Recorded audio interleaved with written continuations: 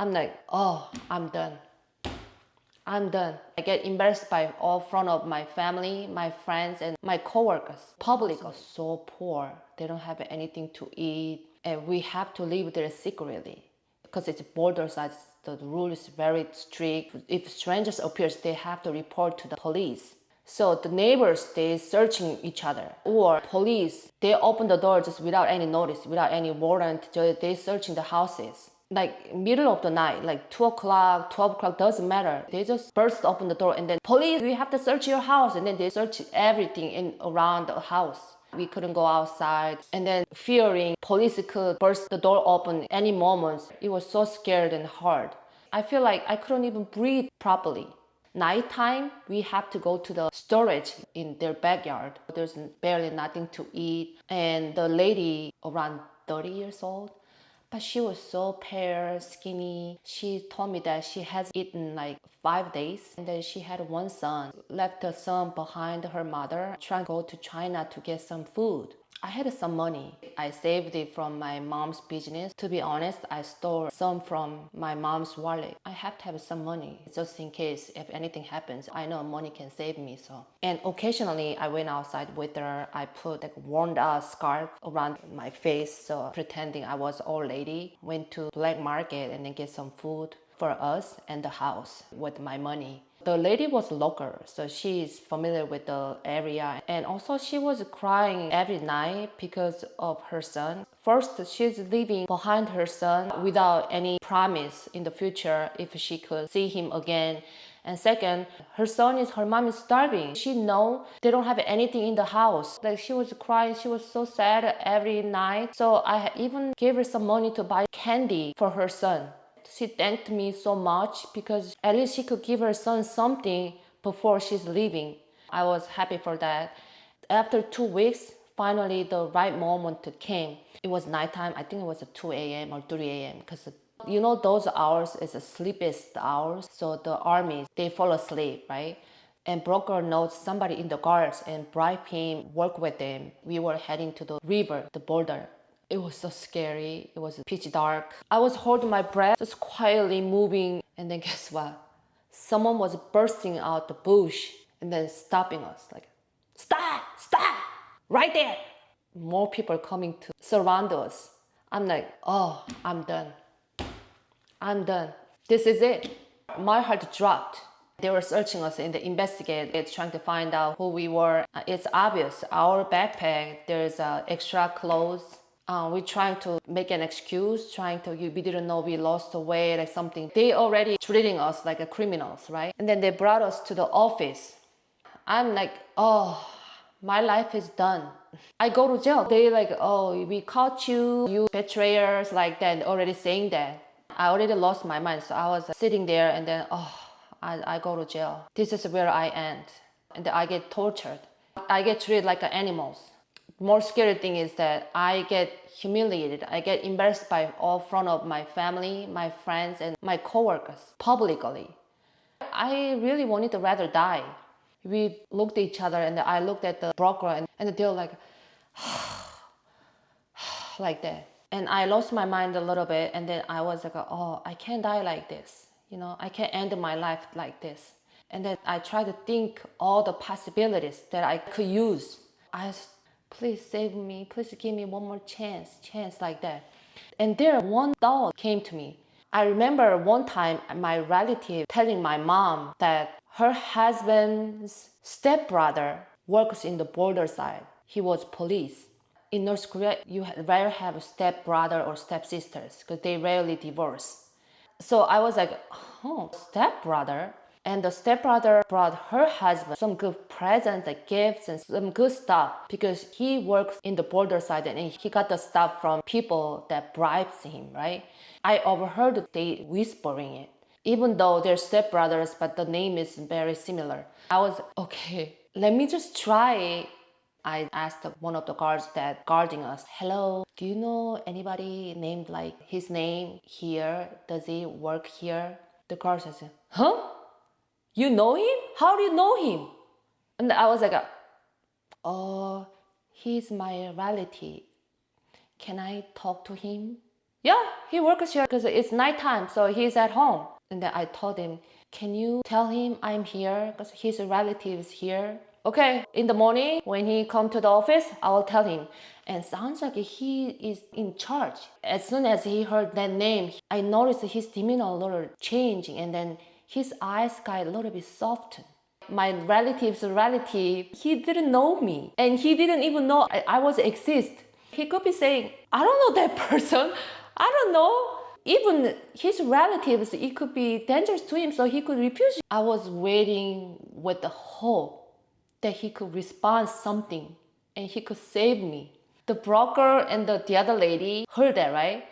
And then they're looking at me like I'm like their savior, everybody please, please, like that. So I'm like, oh, I don't know. It came around in the morning after 8 o'clock. The door was opening and then some guy was coming in. He goes, who's looking for me? And then I was like, hello, do you know somebody? I'm her sister. And then he's like, oh, I know her.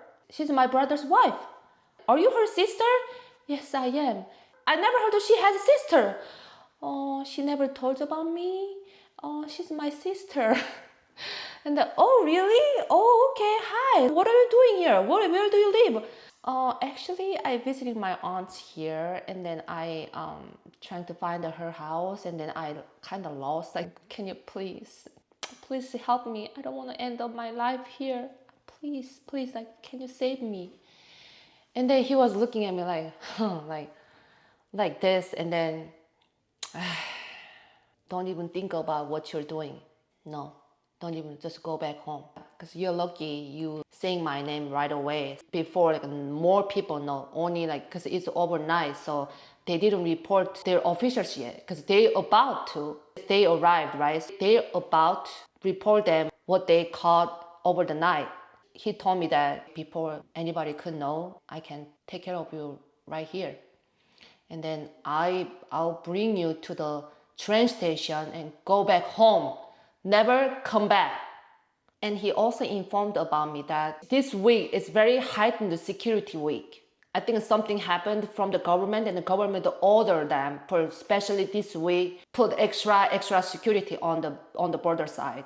And they put triple layered security. Normally just one layer, two layers, just army. First layer was guarded by neighbors. And the second layer guarded by police, border police.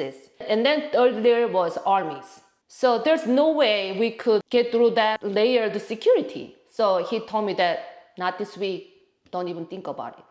And guess what? He released us and then ordered his worker, brought us to train station. The broker and the other sister was looking at me like, oh my God, Deborah, oh my God, you're our savior. I never seen the broker like smiling that big in 2 weeks. Thank God we got released and then arrived at the train station. And after we arrived at the train station to back home, we pretended to get on the train. When we saw them left, we got off right away. We got off right away, and then we sneaked out and then go back to broker's house. The broker told me that we gotta go. We got to go, no matter what. And then I said, okay, we'll try again. It's crazy, right? And then we waited at the broker's house like 2 more days and then tried again. This time we were leaving like 4 or 5 a.m. just right before the sunrise. I don't know what broker did. Nobody was there on the way. And we met up army guards. It was one guy. He let us cross the river. And before we crossed the river, army said, you're gonna come back, right? I said, of course we're coming back. Okay, please come back. Please come back. Don't just disappear. We said, of course, yes, we're coming back, definitely. And then we'll meet you again. And then, okay. And then just quietly go cross. It was first day of April because it was north side, still freezing. The river water was mixed with the ice and water. It's so cold. So I was so worried about the water temperature. I had experience to get in the water with the mixed with the ice, only just feet Even that, it was so cold, it numbed my legs. This time I had to put whole body in it. I didn't think I could make it. Because that moment it was so extremely nervous and scared. I went into the water. I literally didn't feel anything. I don't know, was it freezing? Was it warm? I didn't feel anything. I feel like that moment it's totally stopped. We gotta be quiet because there's one guard just watching us. If another guard, other guards find us, they can shoot us. So it was like an extreme moment. Everything around me stopped.